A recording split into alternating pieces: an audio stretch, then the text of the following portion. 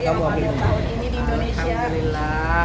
Sebetulnya datang ke Indonesia khusus karena alhamdulillah ada beberapa agenda dakwah ya. Jadi insya Allah ada 1 mingguan nih bisa di Indonesia. Mudah-mudahan bisa bertemu dengan jamaah-jamaah, dengan teman, sahabat, keluarga insya Allah. Ini bedanya sama di NZ mungkin bagaimana ya? Ramadan. Bedanya kalau di NZ kita subuhnya dari jam 5 bukannya jam 9 malam ya. Ramadan tahun ini lagi siangnya lagi panjang. Dan juga di sana karena kami tinggalnya di South, di bagian paling selatan, udah dekat dengan kutub selatan. Jadi memang walaupun disebutnya musim panas tapi udaranya tetap dingin ya. Jadi panasnya kita itu, musim panasnya itu 18 derajat, 19, paling tinggi ya 21 gitu ya. Sementara begitu tiba di Indonesia, alhamdulillah dapat matahari. Jadi kangen sama mataharinya, walaupun tentu dengan keprihatinan mengirimkan doa kepada saudara-saudara kita yang sedang menghadapi banjir ya. Mungkin di antara kawan-kawan kalau ada keluarga, teman semua, semoga Allah membalas seluruh kesabarannya dengan berlipat-lipat pahala dan digantikan dengan segala sesuatu yang lebih baik, khususnya dalam keadaan beriman dan bertakwa kepada Allah. Bagi kangen makanan Indonesia atau apa yang dikangen dari Makanan di Indonesia NZ sendiri? mungkin bagaimana mungkin kalau lagi Ramadan? Oh, kalau di sana semuanya kita masak sendiri, bikin sendiri, nggak ada GoFood, nggak ada Gojek, nggak ada online ya. Mau apapun kita bikin sendiri. Kemudian kami juga di sana di masjid kami ada program iftar gathering setiap weekend ya, menyediakan makanan untuk jamaah 100 orang gitu, dan itu masak ya, kita betul-betul masak. Jadi kangennya sama Indonesia, makanan di mana-mana yang masak banyak, yang jualan banyak ya. Jadi datang ke sini rasanya bisa menikmati ya, tentu di sana juga menikmati ya, menikmati amal solehnya, memasak, menyiapkan makanan gitu ya. Tapi tentu ada perbedaan. Alhamdulillah apapun dimanapun seluruhnya adalah hadiah dari Allah. Ini berarti lagi LDR sama suami atau bagaimana? Teteh datang duluan karena Syekh beliau adalah pimpinan New Zealand Board of Imams ya, harus menjaga umat dalam kaitannya dengan Ramadan dan persiapan juga nanti kepada Eid.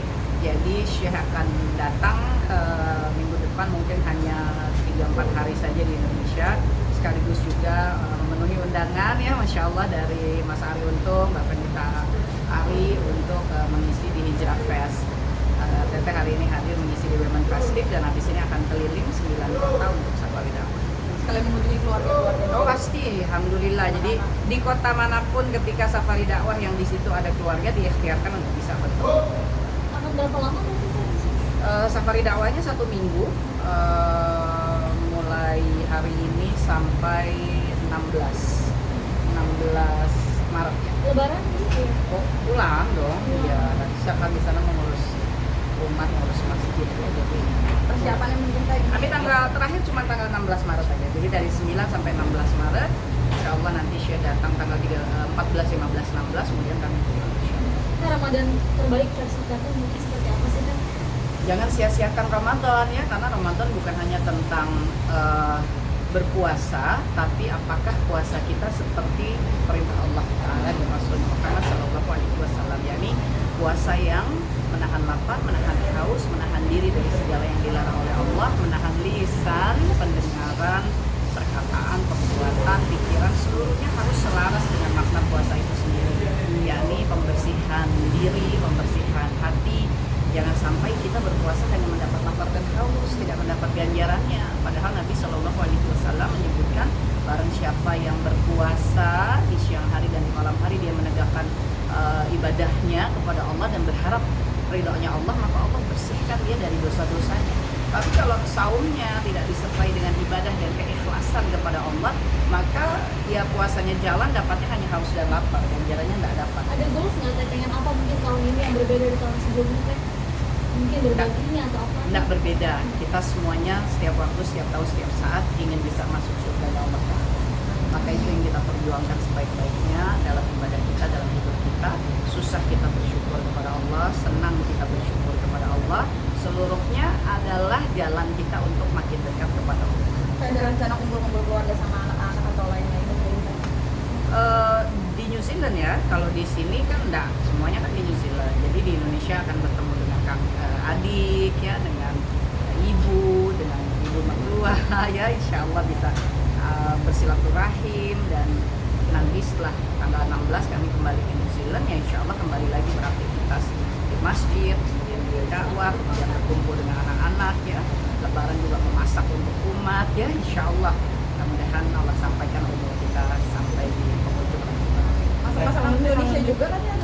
Ya kalau karena di New Zealand ya, tapi asal dari Indonesia, pertama tentu harus masak masakan Indonesia, tapi juga memasak apa yang biasa dimakan oleh masyarakat yang tinggal di sana ya, yang lebih western. Dan di sana itu kan hub ya, New Zealand itu hub, jadi banyak sekali warga-warga dari berbagai macam belahan dunia gitu. Begitu pula kaum musliminnya, jadi kadang masakannya dengan nuansa India, kadang masakannya dengan nuansa Meksiko, kadang masakannya dengan ya tentu western, tapi masakan Indonesia nggak boleh ketinggalan, nggak boleh ketinggalan rendang, nggak boleh ketinggalan opor ayam, nggak boleh ketinggalan belado, nggak boleh ketinggalan kari kambing, nggak boleh ketinggalan dendeng batoko. Masak pokoknya Ramadan dan Lebaran insya Allah. Kangen dunia makan nggak sih? Itu pentingnya tuh sama. Indonesia. Kangennya sama teman-teman, jarang ketemu ya. Kalau dunia entertainnya udah selesai.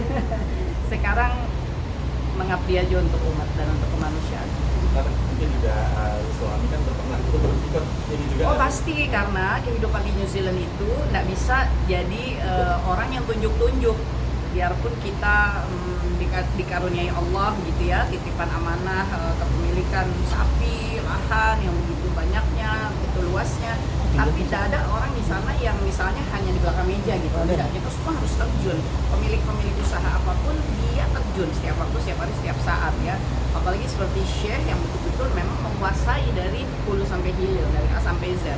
Jadi istri dan anak-anak seluruhnya terjun gitu ya, mengurusi sapi, mengurusi lahan, mengurusi berbagai macam hal, karena ini juga bagian dari keimanan kita kepada Allah Ta'ala. Apa yang Allah titipkan, maka kaum muslimin harus maksimal dalam menjaga dan mengurusi titipan Allah tersebut. Jadi ya, ngurus semuanya.